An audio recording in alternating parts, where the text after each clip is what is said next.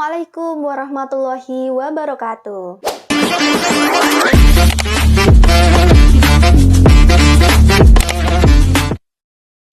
Selamat datang di podcast Tashfiatul Qulub, ruang berbagi kisah inspiratif di dunia pesantren, tempat kita belajar, bertumbuh, dan berdaya. Saya, Ririn Rahmawati, sahabat kalian yang akan memandu obrolan hangat pada kali ini. Pada episode kali ini, kita akan membahas ibrah penting dari buku Nalar Kritis Muslimah karya Ibu Nyai Nur Rofiah dengan tema laki-laki dan perempuan kolaborasi dalam pembagian tugas publik dan domestik. Nah, sudah hadir narasumber kita, Mbak Santri Tashfiatul Qulub sekaligus mahasiswa UIN Salatiga.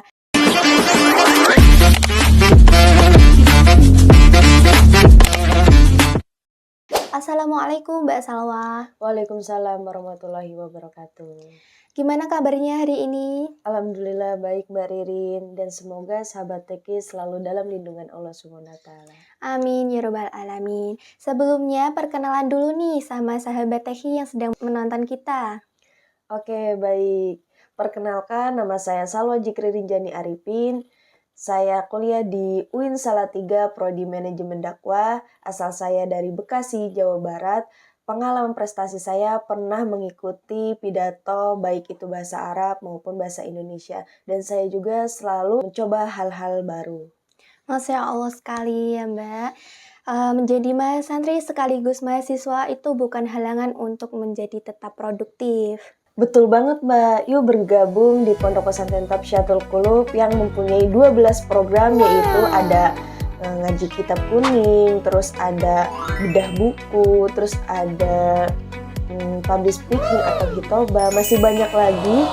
Kalian bisa kepo nih IG Tashfiatul Qulub, ada di bawah ini ya. Betul sekali. Bagi mahasiswa yang berada di kota Salatiga, yuk mari merapat. Pintu Tashfiatul Qulub selalu terbuka buat kalian. Baik, sebelum kita membahas lebih dalam, ada isu yang sering dibicarakan ya. Benarkah apakah perempuan itu hanya bekerja di domestik saja, dan apakah laki-laki hanya melakukan pekerjaan di pabrik saja? Mari kita bahas lebih dalam bersama Mbak Salwa. Mbak Salwa, berdasarkan kajian yang telah dibawakan oleh Ibu Nyai Erika Iriah, bagaimana Islam memandang kerjasama antara laki-laki dan perempuan dalam pekerjaan pabrik dan domestik? Baik Mbak Ririn, sahabat TK, kita mulai dari firman Allah surah An-Nahl ayat 97 yang artinya siapa yang mengerjakan kebajikan, baik itu laki-laki ataupun perempuan, padahal dia seorang mukmin, sungguh kami telah memberikan kepadanya amal kebaikan. Nah, ayat ini sangat menegaskan bahwa amal kebaikan itu sama antara laki-laki maupun perempuan, baik itu di ruang domestik maupun ruang publik. Sayangnya, masih banyak yang beranggapan bahwa perempuan itu bekerja di domestik. Alasannya karena perempuan itu hamil, melahirkan, padahal itu nggak selalu perempuan yang harus bekerja di ruang domestik. Rasulullah saja membantu pekerjaan di ruang domestik seperti membersihkan sendap, terus mengerjakan pekerjaan rumah sampai waktu sholat tiba. Nah, jadi pekerjaan rumah itu bukan suatu kehinaan, tapi tanda kasih sayang Allah kepada kita. Masya Allah sekali. Berarti laki-laki dalam Islam itu juga dianjurkan untuk mengerjakan pekerjaan domestik ya? Iya, betul banget Mbak. Bahkan di masa Nabi, perempuan itu mengajar, berdagang, terus bekerja, seperti itu. Dan bahkan menjadi perawi hadis seperti Sayyidah Aisyah. Ini sangat menunjukkan bahwa Islam memberikan ruang luas terhadap perempuan di ruang publik dan laki-laki di ruang domestik. Asalkan keduanya itu saling meridhoi dan saling melengkapi. Seperti itu Mbak. Allah juga berfirman dalam Quran Surah At-Taubah ayat 71 yang artinya perempuan dan laki-laki itu aulia. Aulia yang dimaksud itu penolong dan partner kebaikan. Jadi keduanya itu saling melengkapi. Subhanallah.